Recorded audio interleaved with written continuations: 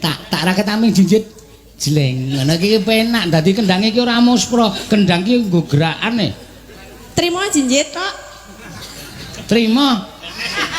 Ya engko tak jinjit. Nah. Jinjite wis ketuk kok. Ayo gawe. Ketuk endi? Caping gunung jengglenge wis tekan. Ya.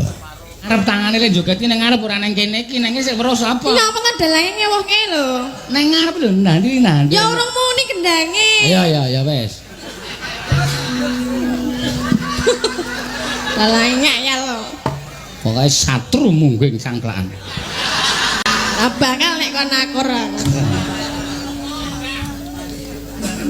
Iki jinjit weruh ora?